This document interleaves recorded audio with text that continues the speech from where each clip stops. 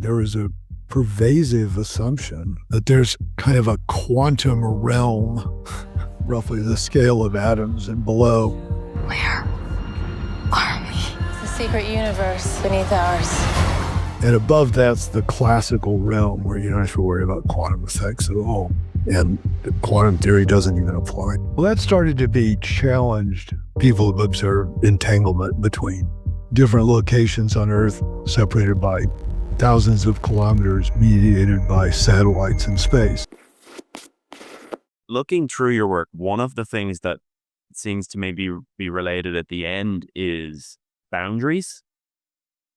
What is a boundary, and why are you so interested in boundaries? Well, that's a very key question. That's an excellent question. That goes way back. Probably my interest in this question was piqued during my very first career as an experimental physicist, because it became clear to me then, I was doing nuclear structure physics, that different ways of describing a system didn't necessarily overlap in any clean way. So a lot of the work that my colleagues and I did back then had to do with studying mixing between configurations of a nucleus that's been excited at low energy. So, for example, if you measure energies, which is what we were able to measure at that time, a state that has a given energy can be described as a mixture of a rotational excitation, a vibrational excitation, an excitation where, maybe a pair of protons, or more likely a pair of neutrons, are excited to an orbital that's way outside the rest of the nucleus, et cetera. So these are completely different pictures. They don't overlap in any obvious way, but they all have the same energy. So the question arises as to why we have these different descriptions that are forced by our observational capabilities to converge on one thing, right? One measurable state excitation. And I think that's actually very general. We have these different observable characteristics of things, and we mix various of them together to define objects. And that mixing process seems very natural, but we have to learn how to do it as infants through visual and motor and other kinds of sensory experience of the world. We kind of figure out what we're going to call an object and what we're not going to call an object. And they're very nice experiments in the developmental psychology literature that sort of probe how infants do that. And the results are interesting. There are different times when infants will decide that different kinds of things are objects. But this deciding that something is an object is drawing a boundary. And in physics, one represents drawing a boundary by decomposing the state space, some way or other, into these states over here, which are states that count as states of this kind of thing, versus those states over there that don't count as states of this sort of thing. So think of all the atoms in my body. Right now, they're arranged in a way that you can look at me and say, oh, well, that's a thing. That's a human being. But if each of the atoms in my body was 100 miles from every other atom in my body, you wouldn't look at that collection of atoms and say that's an object. Right. So the state that things are in uh, determines whether we think of them as objects. And in physics and all other sciences, we tend to take this notion that the world is full of things that we're going to investigate for granted without asking what kinds of measurements do we have to do, do each of us as individual observers have to identify the things that we're going to try to make measurements of, the things that we're going to consider part of our ontology and do experiments on and so on.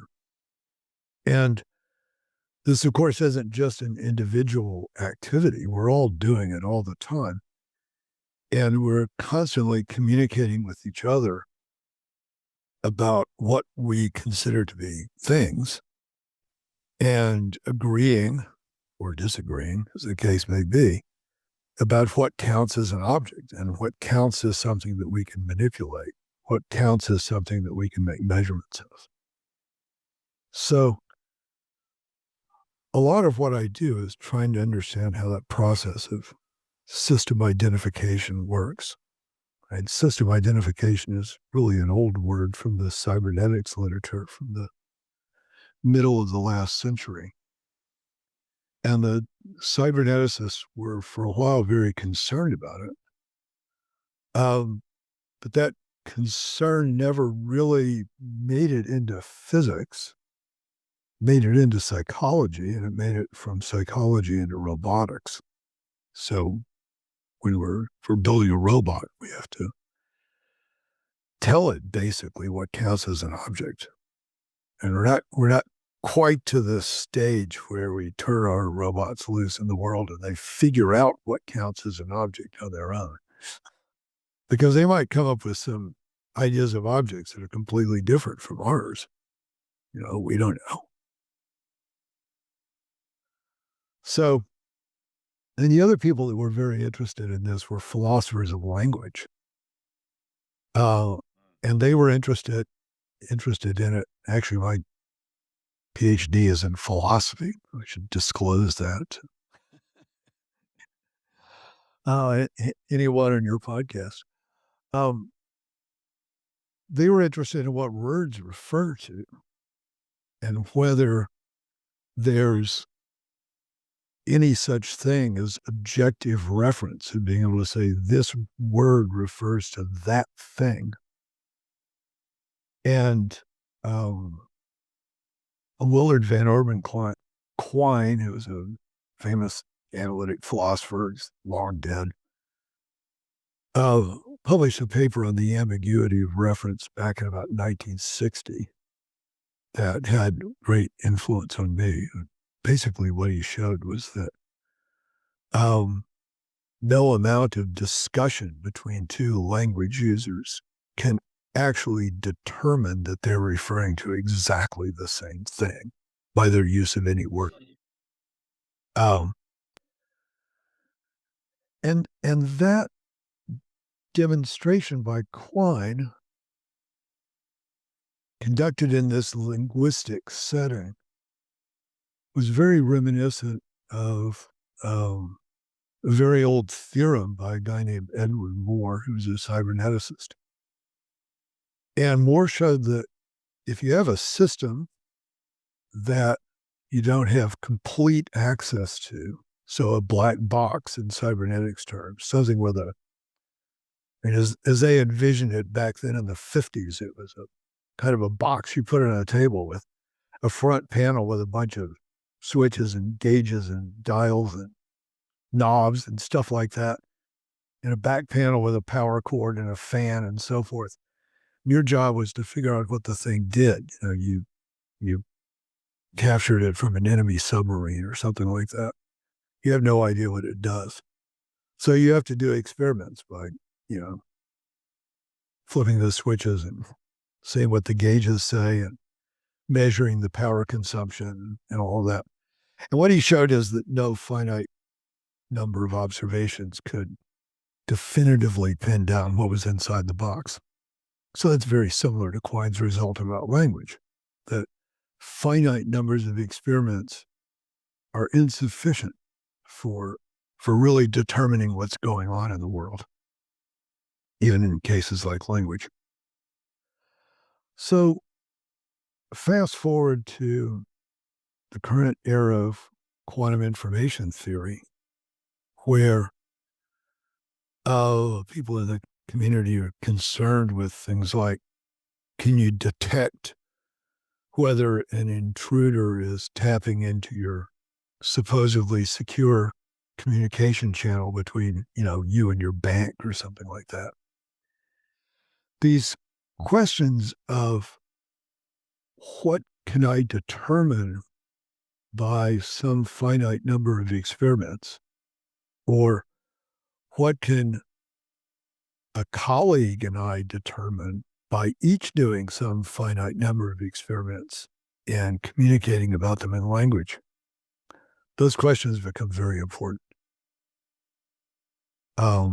Not just from a theoretical perspective, but from a very practical perspective when you're thinking about things like cryptography or communication security or computing even.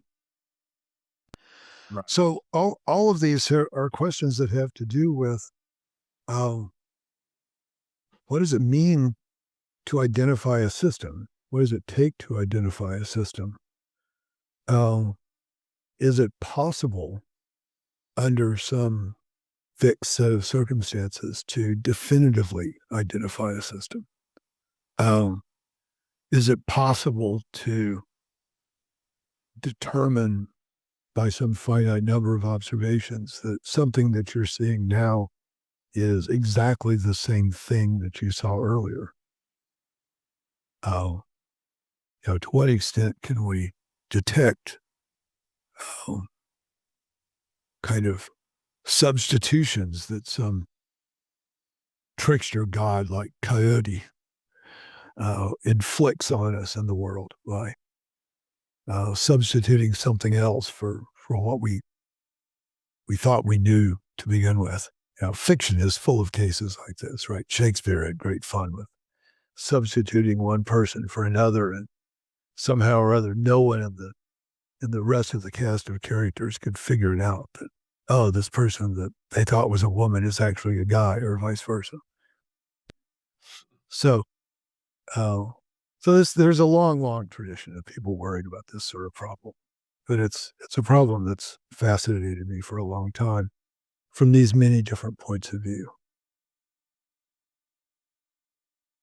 You mentioned quantum information theory there. Could you sort of lay out what are the key elements of that field? What is that really trying to say for my sake and the listeners, so we can understand what that means? Sure.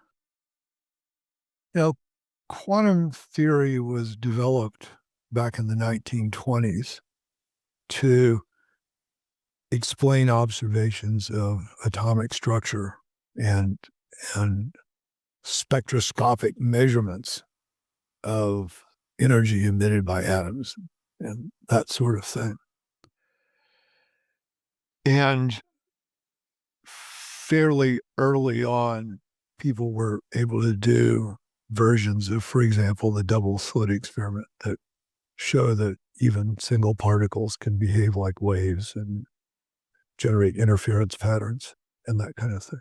So the theory was developed as a theory of atomic scale phenomena.